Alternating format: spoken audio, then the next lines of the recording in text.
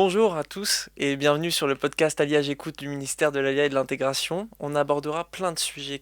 Ça peut être l'armée, ça peut être l'emploi, ça peut être les études, et ce évidemment avec des invités fort intéressants. Alors que vous soyez déjà implanté en Israël ou pas, que vous soyez célibataire ou parent, vous trouverez forcément quelque chose qui vous concernera. Il était évidemment important pour nous de rendre accessible à travers ce podcast ces choses que vous entendrez et les informations les plus importantes relatives à la Alia. Quant à moi, enchanté, je m'appelle Nathanaël, j'ai fait l'AIA il y a de cela 5 ans, ça ne me rajeunit pas. J'ai fait l'armée, je suis maintenant étudiant. Nous parlerons dans cet épisode, qui est notre premier épisode, des premiers pas de l'olé, quel qu'il soit, que ce soit un olé qui vient en famille, que ce soit quelqu'un seul, que ce soit un gars qui a 18 ans ou quelqu'un qui a 60 ans. On abordera tous ces sujets-là, les premiers pas de l'olé. Commençons. Nous recevons aujourd'hui sur notre plateau Nadine Pérez.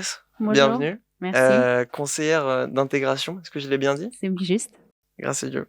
Euh, alors voilà, si vous pouvez vous définir en quelques mots, Ok, premièrement. Voilà, d'accord. qui êtes-vous? Alors, Qu'est-ce tout que vous faites? d'abord, je suis montée en 98 en Israël. Une Donc, j'ai été pionnière. moi-même Ola Hadasha, nouvelle immigrante. J'ai été étudiante, j'ai étudié et après, j'ai travaillé. Maintenant, je travaille depuis 6 ans au ministère de l'Alia et de l'Intégration en tant que conseillère d'intégration. Et qu'est-ce que c'est exactement, conseillère d'intégration? Alors, nous aidons les Olim à s'intégrer en fait en Israël. Je travaille à Kfar Saba et donc nous recevons les Olim, nous leur expliquons leurs droits, nous leur expliquons les démarches qu'ils doivent faire, toutes les étapes en fait qui sont nécessaires pour s'intégrer en fait en Israël. D'accord, alors notamment, enfin, on va aborder aujourd'hui le sujet du Salklita. Oui. Si vous pouvez développer un petit peu. Ok. Alors le Salklita, c'est quoi? Le Salklita, c'est le panier en français, c'est le panier d'intégration. D'accord, C'est un montant en fait d'argent que les nouveaux immigrants reçoivent quand en fait ils montent en Israël. Pour les aider dans leurs premières étapes en fait de l'ALIA. ok. Ils reçoivent un montant d'argent. D'accord, et comment est-ce qu'on... Voilà, admettons par exemple Yoni, 20 ans, voilà, il fait son Alia de France. Comment est-ce que Yoni reçoit ce panier d'intégration? Ok, alors très bien, je vais vous expliquer comment ça fonctionne. Quand d'abord Yoni, il arrive à l'aéroport, il reçoit sa Théodat Olé D'accord, et il reçoit son premier paiement en liquide du panier d'intégration. d'accord, Après ça, Yoni, il va arriver dans la ville où il va vivre et il faut qu'il ouvre un compte bancaire. D'accord? Une fois qu'il a ouvert un compte bancaire, il faut qu'il contacte le ministère de l'ALIA et de l'intégration afin de fixer un rendez-vous. Il peut le faire soit par MyVisit, qui est l'application du ministère, soit autrement, il peut le faire par téléphone. Une fois qu'il a pris rendez-vous, il arrive chez nous, il arrive avec ses coordonnées bancaires. D'accord? À ce moment-là, la conseillère enregistre les coordonnées bancaires et à ce moment-là, le Salklita, le panier d'intégration, est déclenché à ce moment-là. d'accord. Donc c'est-à-dire que c'est à lui de faire la demande, c'est pas automatique. Exactement, ce n'est pas automatique. Mais d'accord. du moment qu'il vient au ministère et qu'il enregistre ses coordonnées bancaires, à ce moment-là, la demande, une fois qu'il fait sa première demande, après c'est automatique, les paiements sont D'accord, donc c'est à automatiques. lui de faire le premier pas entre guillemets, et après Exactement, tout est enclenché, etc. exactement, tout à fait. D'accord. Et en termes de montant, alors sans forcément entrer dans les chiffres, est-ce que Ok. tout le monde reçoit, on va dire, le même montant? Alors, je vais vous expliquer. Alors, non, tout le monde ne. Je vais vous expliquer comment ça marche. D'abord, ça marche comme ça. Une fois, donc, comme j'ai expliqué, son premier paiement se fait à l'aéroport. Et après, il reçoit, quand il vient donc au ministère, les paiements sont déclenchés pour recevoir en fait des versements bancaires, en fait. D'accord. Des versements bancaires. Donc, il reçoit, quand il vient chez nous, on enregistre les coordonnées bancaires. Le deuxième paiement est déclenché et après, donc ça, il reçoit un paiement en liquide à l'aéroport, un deuxième paiement qui est déclenché par virement bancaire et après, tous les mois sont déclenchés un paiement automatique qui est un paiement en fait mensuel qui est versé de manière automatique tous les mois, 6 paiements. D'accord. Voilà. Maintenant, la question que vous avez posée, si tout le monde reçoit le même montant, alors ça marche en fait en fonction du profil le montant est défini en fait en fonction du profil Voilà, si du c'est une nouvel famille, immigrant. quelqu'un de célibataire, etc. Enfin, c'est des montants différents, je suppose. Exactement, exactement. D'accord. Si c'est une personne célibataire qui monte, c'est un certain montant. Si c'est une famille, le montant est plus important, à savoir que le montant est composé, donc défini par un couple, plus le nombre d'enfants qui accompagnent la famille. Donc, en effet, les montants sont différents en fonction du profil des immigrants, du nouvel immigrant ou de la famille ou des retraités aussi. D'accord. Et généralement, Comment est-ce que ces gens dépensent, j'allais dire, cet argent? Est-ce qu'ils la conservent? Est-ce que vous conseillez de... Alors, nous, on conseille pas comment l'argent doit être géré parce que je pense que c'est personnel, mais je pense que en fait, c'est un argent qui est quand même bienvenu au début, en fait, quand on arrive en Israël, Oui, je confirme, parce que la vie est assez, assez chère. et surtout, oui, puis surtout, souvent, les gens vont étudier à l'Ulpan. Donc, en fait, ça le permet, en fait, que quand ils arrivent, ils ont quand même, même s'ils vont étudier à l'Ulpan, ils ont quand même une petite aide financière qui leur permet, en fait, de s'installer, en fait, en Israël. C'est un peu un petit push pour pouvoir s'intégrer plus facilement, en fait, en Israël. On a abordé le sujet du panier d'intégration. C'est un sujet qui est étroitement lié, évidemment, au premier pas de l'Olé en Israël. Exactement. Alors, si vous pouvez un petit peu détailler Oui. quels sont les premiers pas, comment ça se Ok. passe. Donc, comme j'expliquais, quand le Olé, en fait, il vient apporter ses coordonnées bancaires, il vient pas seulement apporter ses coordonnées bancaires, c'est aussi une possibilité de rencontrer d'abord sa conseillère. Et en même temps, il fait le point avec sa conseillère sur toutes, en fait, les premières démarches de l'ALIA en Israël. Donc, en effet, ça comprend le panier d'intégration. Il va recevoir les explications, à savoir combien il va recevoir en fonction du profil qu'il a. La conseillère va lui expliquer aussi en fonction de son profil, si c'est une famille et qu'il y a des enfants, alors comment par exemple on fait l'inscription dans les écoles, auprès de qui se tourner. Si c'est un étudiant, alors elle va l'orienter vers l'office des étudiants. Donc en fonction du profil du nouvel immigrant, la conseillère va adapter en fait son orientation et son information pour le nouvel immigrant afin qu'il reçoive toutes les informations pour ces premières en fait démarches d'ALIA. Maintenant aussi, ce qu'on donne dans le premier rendez-vous, c'est une liste aussi de tous les téléphones utiles, par exemple tous les contacts qui sont dans la mairie ou le Haut-Lévis. On travaille aussi avec des projectorimes qui sont des gens qui travaillent sur le terrain et qui aident les Olim pour s'intégrer dans la ville où ils habitent. Il y a aussi les numéros de tous les ministères. Si le Olé a besoin de faire des démarches, il va se tourner auprès d'autres bureaux, de ministères, etc. Donc, il y a en fait une liste qui est préparée pour le Olé et qu'on lui donne. C'est pas seulement qu'on lui donne, on lui explique et on le dirige. Nous, en fait, notre rôle en tant que conseillère, c'est en fait d'orienter le Olé où continuer ses démarches et comment les continuer quand il sort du bureau. En fait, on est comme un peu un GPS pour le nouvel immigrant quand il arrive, que quand il ressort de notre bureau, il sait le reste des démarches qu'il doit entreprendre et chez qui se tourner pour pouvoir les effectuer. D'accord, donc en fait, ça se limite pas du tout à, ce qui est déjà beaucoup, mais pas du tout au panier d'intégration. C'est-à-dire, il y a vraiment un accompagnement personnel qui s'étend sur beaucoup de sujets différents. Vous parliez notamment l'inscription aux écoles, par exemple, pour les Exactement. Alors, enfants, l'inscription à etc. l'école, c'est pas nous qui allons la faire pour elles, pour eux, c'est-à-dire c'est pas en fait, on les conseille chez qui se tourner auprès du département de la mairie, quelles sont les personnes responsables qui vont eux les aider pour faire l'inscription. En fait, si vous voulez, on ne fait pas les démarches pour les Olim, mais on leur donne tous les outils afin de pouvoir faire en fait toutes les démarches avec les personnes qui sont compétentes pour les accompagner sur le terrain. Voilà. D'accord. Nous, on est vraiment en fait Vous un êtes- GPS Voilà. pour les Olim, mais on répond à toutes leurs questions, on leur donne toutes les adresses, tous les numéros de téléphone et on donne les personnes qui peuvent les accompagner dans les démarches. Et c'est entre autres le rôle des projectorimes qui sont en fait des coordinateurs qui sont sur le terrain et qui aident les Olim dans les démarches administratives sur le terrain. D'accord. Voilà, maintenant, donc on aborde donc toutes les adresses utiles, on aborde le Salklita, on aborde aussi le sujet de l'Ulpan, qui est un sujet que je vais On en parlera tout à l'heure. dans quelques minutes. Ouais, je vais vous expliquer parce que c'est aussi un sujet en soi. Et voilà, donc ça, c'est le premier rendez-vous pour que le nouvel immigrant puisse en fait poursuivre ses démarches dans ces premières étapes de l'ALIA. Aussi, ce qu'il faut savoir, donc il existe en fait dans notre site du ministère de l'ALIA et de l'intégration. D'abord, dans le site, il y a énormément aussi d'informations et aussi en français. Donc ça, c'est bien à savoir que vous pouvez consulter, le nouvel immigrant peut consulter le site du ministère de l'ALIA. Il y a énormément d'informations et qui sont aussi en français.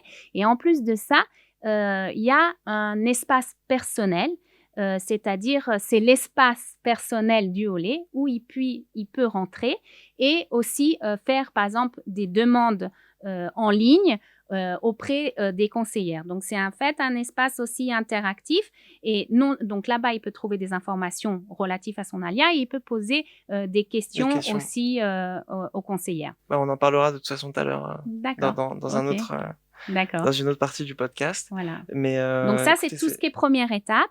Et aussi, ce qu'il faut savoir, c'est que au-delà de ça, nous aidons aussi dans tout ce qui est professionnel. Donc ça, le nouvel immigrant a 10 ans d'ALIA. Ça aussi, c'est un autre sujet. Généralement, on n'en parle pas au premier rendez-vous.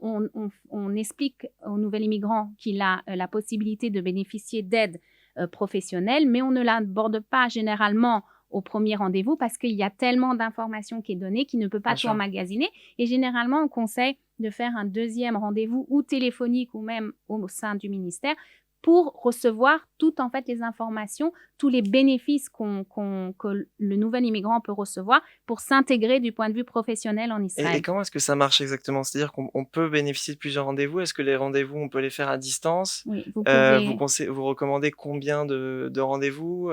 Ok, alors comment ça se passe exactement? Les rendez-vous, vous pouvez les faire ou au ministère de l'ALIA, donc un rendez-vous physique, ou un rendez-vous téléphonique. C'est aussi possible de le faire. Alors, pour le nombre de rendez-vous, c'est un peu personnel, ça dépend de chaque cas. Mais généralement, évidemment, le premier rendez-vous est très important parce que c'est vraiment l'explication des premières démarches en Israël pour l'ALIA. Donc ça, il ne faut pas la louper. Et à partir de là, en fait, c'est très individuel. Si la personne, généralement, les personnes commencent l'Ulpan et après 3 mois, ils reviennent nous voir et à ce moment-là, on fait le point parce qu'après 3 mois, 4 mois, 5 mois, ils sont déjà à une autre étape de leur alia et on peut commencer à aborder toutes les aides professionnelles qui sont mises pour eux, pour leur aide. Donc, à partir de là, c'est un deuxième rendez-vous. Ça aussi, il n'est pas obligatoire, mais c'est vraiment le premier qui est primordial et après le reste, c'est chacun comme il le sent. Exactement. Puis de nouveau, si c'est un étudiant, alors il faut vérifier s'il est éligible pour recevoir l'aide du Minal HaStudent, l'office des étudiants. Donc en fait, ça dépend des profils. On en parle d'ailleurs dans un autre podcast. Ok, ça dépend en fait des profils des personnes et on s'adapte en fonction aussi des besoins. Il y a des familles qui ont besoin de plus de rendez-vous. S'il y a une complexité au sein de la famille, il y en a qui n'ont pas beaucoup besoin de rendez-vous. Donc en fait, je pense que vraiment il faut chercher l'information afin que votre alia en fait soit la mieux réussie en fait. Et pas hésiter à poser des questions. Bien sûr, c'est pour ça qu'on est là. D'ailleurs, on donnera le contact du ministère de l'intégration à la fin. Mais je me posais une question. Est-ce que la conseillère d'intégration est, j'allais dire, un peu la conseillère personnelle, on va dire, est-ce que par exemple moi en tant que lait, j'aurais une conseillère qui m'est attitrée? Alors oui, vous avez ou ça change à chaque fois au fil des rendez-vous? Non, normalement vous avez une conseillère qui est attitrée. Oui, généralement elle est attitrée, mais ça peut changer. Mais en effet, vous avez une conseillère qui vous suit en fait pendant le déroulement de votre alia. D'accord. Et d'ailleurs, vous-même qui avez été, du coup, comme je le disais au début, conseillère d'intégration, quel est le lien que vous entretenez avec les Olim? C'est-à-dire, est-ce qu'il y a, on va dire, une certaine distance administrative, etc. Enfin, quel est le lien que vous développez avec les Olim? C'est une question très générale, mais je dirais que ça dépend aussi de l'Olé. Il y a des nouveaux immigrants qui n'ont pas besoin beaucoup d'aide et il y en a qui ont plus besoin d'aide. Donc, c'est aussi à nous de s'adapter. C'est aussi à nous de s'adapter en fonction des besoins des Olim. Mais nous, en fait, on essaye de les aider dans la mesure de nos possibilités aussi. En fait, je le répète, mais je pense que c'est une très, très, très bonne image que vraiment, nous sommes en fait un GPS on ne peut pas les aider à faire les démarches, mais on peut les orienter et leur donner les outils pour pouvoir s'intégrer en fait en Israël. Voilà, vous leur expliquez tout ce qu'il faut un petit peu, à peu près savoir. Vous leur donnez, comme vous dites, tous les ustensiles. Exactement. Après, c'est à eux, évidemment, de les utiliser exactement. Alors, comme vous le rappeliez tout à l'heure, donc vous avez un site internet sur lequel il y a effectivement beaucoup d'informations, très très utiles d'ailleurs. C'est Euh, important ouais, parce qu'en plus, c'est détaillé donc en plusieurs langues, y compris le y français. compris le français. Et vraiment, vous pouvez trouver beaucoup d'informations et je pense que c'est pas inutile de rentrer dans le site et souvent au cours de vos années d'ALIA parce que souvent il y a des mises à jour, il y a des nouveaux droits Puis les lois changent constamment, etc. exactement, il y a des changements et donc c'est bien en fait de consulter quand on est nouvel immigrant en fait le site du ministère de l'ALIA. Déjà c'est en français donc c'est Il n'y accessible a pas et, d'excuses. ouais. Et en plus de ça, vous êtes à jour sur vos droits, donc c'est quand même important. Bien sûr, et puis c'est même un système qui se digitalise tout le temps. Vous parliez tout à l'heure de MyVisit, Mhm. qui est une application sur laquelle on peut prendre rendez-vous Oui, pour notamment le ministère de l'Intégration en ligne. tout à fait. Et puis voilà, il y a aussi l'espace personnel, tout ça. Donc voilà, vous pouvez tout faire de chez vous. D'ailleurs, moi-même, dans ma Alia, ça m'a beaucoup aidé. Ce système qui se digitalise en permanence, etc. Que ce soit MyVisit, on en parlait tout à l'heure. Donc c'est une application sur laquelle on peut prendre rendez-vous pour le ministère de l'Alia et de l'Intégration notamment, directement en ligne. L'espace personnel, vous en parliez tout à l'heure sur le site. C'est vrai que ça accélère énormément les procédures et puis finalement, on fait tout ça de chez nous, quoi. Exactement. C'est vrai que c'est très pratique. Si vous pouvez juste peut-être rappeler comment vous contacter Alors, vous au pouvez ministère de nous contacter l'Intégration. soit par téléphone, Ok, soit autrement, en effet, si vous souhaitez par MyVisit, par l'application MyVisit, en effet, vous pouvez aussi nous contacter par d'accord. Et puis l'application. le site, de toute façon, on le mettra en Ouais. description, mais tout apparaît de toute façon sur le site. Oui, oui, oui. D'accord. Et bah écoutez, merci Avec plaisir. Nadine d'avoir été avec nous. Peut-être petit mot de conclusion. Qu'est-ce que vous souhaitez à peut-être cette future Alia qui nous regarde Eh ben, actuellement, une bonne alia, une bonne si Dieu veut. intégration et de réussir pleinement en Bah, voilà. Israël. Bah, en tout cas, grâce à vous, c'est plus simple. Ah. Ça, c'est sûr. Alors, on reçoit aujourd'hui sur notre plateau Lorraine Simanian, est-ce que je l'ai bien dit? Voilà, Exactement, je me bravo. suis entraîné avant, qui est directrice adjointe de la région de Tel Aviv et responsable de l'emploi. Exactement. Tout est parfait, Je... bravo. Grâce à Dieu. Et on a à peine commencé, Ouais, c'est ça dire, commence hein. bien, ça commence C'est bien. grâce à Dieu. Alors aujourd'hui, on va parler de l'espace personnel qui est sur le site du ministère de l'Aide et de l'Intégration. Alors avant tout, présentez-vous. Voilà, qui êtes-vous, Lorraine? Quel est votre parcours? Qu'est-ce que vous faites? Alors, je vais commencer par le fait, tout simplement, que j'ai fait mon alia il y a presque 16 ans déjà. Le temps C'est passe beau. tellement vite Ah bah, quand, c'est sûr. quand on aime là où on est et quand on profite de cette belle vie qu'on nous a offert en Israël. Donc, je viens de France, je viens de Paris, j'ai fait mes études en Israël. Et je suis rentrée au Misra d'Aklita il y a déjà 7 ans. J'ai commencé en tant que conseillère d'intégration. Et par la suite, je suis devenue donc directrice adjointe de la région Tel Aviv. Et en quoi ça consiste exactement, directrice adjointe? Tout d'abord, notre rôle en tant que représentant du Misra d'Aklita, c'est vraiment d'orienter les Olim. Moi, en tant que directrice adjointe, je suis responsable donc de l'équipe des conseillers au Misra d'Aklita, qui sont des conseillers parlant toutes langues. On parle l'anglais, on parle le français, le russe bien entendu, l'espagnol. Donc voilà, on a une équipe très très riche. Des couteaux suisses. Grâce à Dieu. Exactement. Et donc on est là vraiment pour accompagner nos Olim de la façon la plus optimale possible. Et donc je suis là vraiment pour m'assurer que tout ça se passe de façon souple et agréable pour les Olim. Et je suis donc bien sûr également l'adjointe de la directrice pour tout ce qui concerne le management du ministère pour la région de Tel Aviv. Et d'ailleurs, je rebondis sur ce que vous disiez par rapport au fait de justement vouloir faciliter les choses pour le Olé. Vous avez entamé une phase de digitalisation un petit peu, j'allais dire, depuis maintenant quelques années, Mhm. euh, qui, moi, par exemple, m'ont énormément facilité les choses pendant mon alia. Bah, il y a notamment cette histoire d'espace personnel, donc si vous pouvez un petit peu expliquer ce que c'est. Tout à fait. Alors en fait, le ministère vraiment a pour but de vraiment se mettre au top de la technologie pour faciliter vraiment la vie des Olim Khadashim, pour faciliter leurs demandes. C'est un nouveau moyen en fait qui permet aux Olim Khadashim de déposer toutes sortes de demandes, mais également de savoir un petit peu, de faire le point sur leur situation personnelle.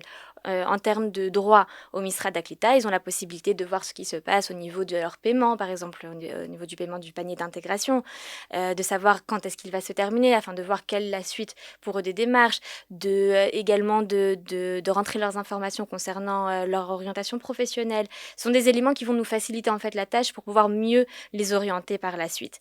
Les demandes qui peuvent être faites par l'espace personnel sont les demandes par exemple qui concernent tout ce qui concerne l'emploi. Alors, je vais un petit peu plus détailler. Si vous avez besoin de faire une formation professionnelle, vous pouvez déposer tous les documents par le biais de l'espace personnel et votre conseiller personnel vous répondra sous environ 3-4 jours de travail afin de vraiment pouvoir donner de façon rapide et efficace et sécuriser également une réponse aux Olim. C'est vraiment, ça leur évite de venir physiquement au Misrad Aklita. Et en fait, notre but, c'est à la fois de donner vraiment un service qui est rapide et efficace aux Olim Khadashim et de les faire venir vraiment au sein du ministère pour les questions qui sont peut-être un petit peu plus délicates, pour les questions qui sont plus personnelles, quand ils ont besoin vraiment d'un lien qui sera personnel avec leur conseiller, à ce moment-là, de venir physiquement. Mais pour tout ce qui est technique, il n'y a vraiment plus besoin de se déplacer. Donc c'est ça vraiment le gros avantage de l'espace personnel. J'encourage vraiment les Olim à rentrer sur cet espace personnel et de faire passer toutes leurs demandes par ce biais-là. Bah écoutez, c'est très intéressant, donc on vous y encourage. Et donc en fait, si je résume un petit peu, ça ne dispense pas d'une conseillère d'intégration, mais c'est un moyen qui permet en fait de faire tout ça directement de chez soi. Exactement. C'est-à-dire que toutes les demandes qui nécessitaient auparavant de se déplacer au Misrad Aklita, des fois de faire quelques allers-retours, on va pas se mentir, pour déposer n'importe quelle demande, là, il y a le moyen de le faire par Internet, de chez vous, tranquillement. S'il manque un document, le conseiller vous l'écrira également par le biais de l'espace personnel. Vous pourrez compléter les documents au fur et à mesure afin de recevoir vraiment le service le plus rapidement possible au final et de façon vraiment très agréable. Donc c'est vrai que ça ne remplace pas le lien qu'on a avec un conseiller personnel quand on le rencontre de façon individuelle. Et d'ailleurs vraiment toujours il y a les premières rencontres qui se font au Misrad Aklita parce que ça fait partie vraiment de l'identité du Misrad Aklita, le lien personnel qu'on a avec un conseiller d'intégration. Juste pour un petit peu plus vous donner la notion, chaque Olé Khadash qui arrive en Israël est rattaché avec un conseiller personnel qui parle en général sa langue. Donc c'est vraiment un point qui est très très important pour nous au ministère de l'Alia et de l'Intégration, de savoir que chaque Olé est rattaché à quelqu'un de spécifique et n'est pas livré un petit peu à la grande enseigne et ne sait pas vers qui se tourner. Il ne sera jamais esselé. Exactement. D'ailleurs, la personne qui lui répondra par le biais de l'espace personnel est ce même conseiller. Donc ce sont les mêmes conseillers, c'est juste pour faciliter la tâche des Olim Khadashim et pour que ça soit plus agréable pour tous de travailler ensemble. Ça arrange tout le monde. Ça arrange tout le monde, je pense que c'est vraiment une façon optimale d'être en contact avec nous. Eh bah écoutez, parfait. Et en termes de délai, est-ce que ça... Enfin, vous disiez, c'est 3-4 jours, on va dire? C'est ça, c'est environ maximum. 3-4 jours pour obtenir la réponse. Alors, c'est vrai que quand on connaît les délais pour obtenir un rendez-vous au Misrad Aklita, c'est bien évidemment mieux. Donc, vraiment, quand vous avez besoin de faire une demande ou même poser une simple question, des fois, on n'a pas besoin d'un rendez-vous de 30 minutes avec le conseiller, on a juste une petite question qu'on veut poser, on pose la question, on dépose la demande sur l'espace personnel, on reçoit la réponse sous 48 ou 72 heures. Et voilà, et tout le monde est satisfait. Bah écoutez, vous abordiez justement le sujet de prendre rendez-vous au Misrad Aklita, ministère du coup de l'Allia et de l'Intégration. Vous avez également entamé une phase de digitalisation par rapport à ça avec l'application MyVisit. Alors on en parle dans le podcast sur les premiers pas, mais effectivement ça aussi ça accélère énormément les processus. Tout à fait. En fait, le but de façon très générale du ministère de l'Allia et de l'Intégration, c'est de faciliter la tâche du Olé Khadash. Parce que on a beaucoup, quand on fait les premiers pas en Israël, sont très intenses. Il y a beaucoup de bureaucratie à traverser, on a beaucoup de choses à faire. Je confirme. Moi aussi, je confirme. On a tous pas fait le même parcours, plus ou moins. On sait de quoi on parle, en tout cas. Et donc, en fait, voilà, on est là pour vraiment faire ça de façon la plus simple possible. Donc, par exemple, le site MyVisit, qui n'est pas uniquement propre au ministère de l'Allia et de l'Intégration, mais qui est la possibilité, en fait, de prendre rendez-vous vers tous les ministères en Israël. Il y a le ministère du transport. Voilà, le ministère des Misrad Arishou, le ministère des Transports, le ministère d'Apnim. Oui, exactement. Le ministère de l'Intérieur, également oui, donc le Bitoire Leumi également. Donc voilà, même la Poste, ça se fait par... Ah d'accord, je ne le savais pas. également sur MyVisit. Donc vraiment, c'est un outil qui est vraiment excellent. Ça vous permet de choisir l'heure et également bien sûr la date à laquelle vous souhaitez vous rendre. C'est toujours mieux, ouais. C'est toujours mieux. À laquelle vous souhaitez vous rendre vers tel ou tel ministère et voilà, vous rendre tout simplement sur le ministère et de choisir par vous-même sans avoir à attendre au téléphone, de parler avec un représentant du ministère. Donc c'est vraiment une façon très très très facile de prendre rendez-vous avec nous dans le cas où vous avez besoin vraiment de venir physiquement nous voir. Bah écoutez, c'est clair. Merci en tout cas d'être venu nous parler du coup de cette révolution, hein, si je puis me permettre, Tout à qu'est fait. l'espace personnel, qui, comme vous le disiez, facilite énormément la tâche de nous autres Olim. Donc, bah voilà, on a vraiment plus trop d'excuses pour ne pas la faire, cette année. Exactement, voilà. Faites, Voilà. voilà, tout simplement Et passer par le site.